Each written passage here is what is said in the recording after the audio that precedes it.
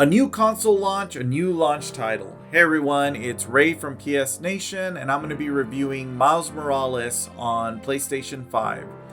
So, Spider-Man Miles Morales was not the first PS5 game I played when I cracked open that giant, magnificent beast that is the PS5. But it's one of the better launch titles on the PS5. And while the game also launched on the PS4, I'll be talking about the PS5 version for this review. Though seriously, with Insomniac at the helm, I doubt that gameplay-wise the PS4 version will be any different. So later on, when I give this game a score, you can surely bet that both versions deserve that score. You can call me Shirley on that. Miles is a continuation of the narrative that started with Marvel's Spider-Man, a brilliant game that once again showed what a great developer can do with a strong IP. The Arkham games also bask in that glory. If you've played Marvel's Spider-Man, you know what I'm talking about. Not that there haven't been great Spider-Man games in the past, but the layer of love given to the story and mechanics coupled with some amazing visuals on the PlayStation 4 make Insomniac's entry into the Spider-Verse one of my favorites. Hell, at the expense of garnering some hate from the movie universe fans, I'd venture that the PlayStation Spider-Man game felt more Spider-Man than the last two Marvel movies. I will refrain from spoiling the story beats in this review, but I will touch on the beginning of the game. Peter Parker needs a break, and he and MJ are going on vacation. Not a problem since there are now two Spider-Men, but still a problem since Miles is a rookie spider and hasn't really found his zen when it comes to web slinging. Peter is a great Jedi Master, but Miles only realized that he had spider powers at the end of the original game, so his likeness to the Spider-Verse movie includes his inexperience. Fortunately, a lot of his combat moves are still up to spec, so getting right into the action shouldn't take long, whether or not you've had experience with the previous game. If you have played the original, you'll feel right at home. Miles brings some new skills to the table. I'll keep them out of the review, but if you've watched Into the Spider-Verse, you'll be familiar with some of them.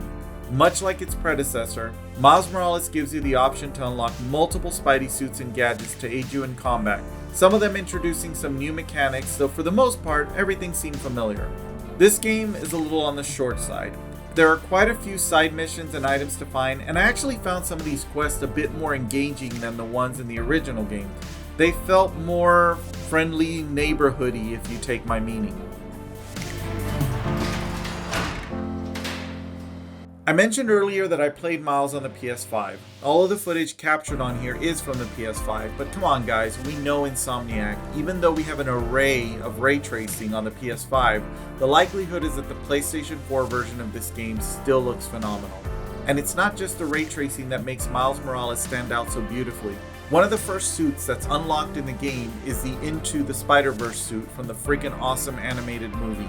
And one of the features of the suit is to animate with skip frames, much like the highly stylized movie. Watching this in action is awesome, and if you look closely you can even see some of the dot matrix textures on Miles' suits, making him look like that comic strip that inspired the look of the movie. Draw distance is incredible on the PS5, and you can see teeny tiny people walking around even when you're perched on high buildings. Character models include some of the sharpest details. Hell, even the NPCs walking around appear to contain more detail, looking as sharp as main characters from last generation. Early in the game, you are treated to an awesome montage that's accompanied by some great music. It reminded me of the What's Up Danger hit that made for one of Spider-Verse's most memorable moments. Whenever you say Spider-Man, you always mean the other one. You're Spider-Man. Throughout the game, you are treated to some fantastic acting, and every voice actor lends believability to their character, none less than Miles himself. He is not too confident, but also not too clumsy and always giving. And I have to say, hearing some Spanish in the game did make me smile, especially Miles attempting to impress his mom with Spanish phrases. Okay, ma. Nos vemos en casa. Te quiero. The PlayStation 5 could have launched with no new titles, and I would have still purchased it. I'm impulsive like that. And while some may complain that Miles feels more like DLC, something that I completely disagree with, it's still completely new content set in a universe that's absolutely pleasant to explore.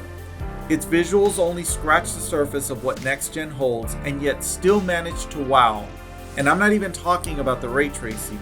I, for one, am very glad that we got a follow-up to the Spider-Man game this quickly, and I look forward to what's next for the Web Slingers.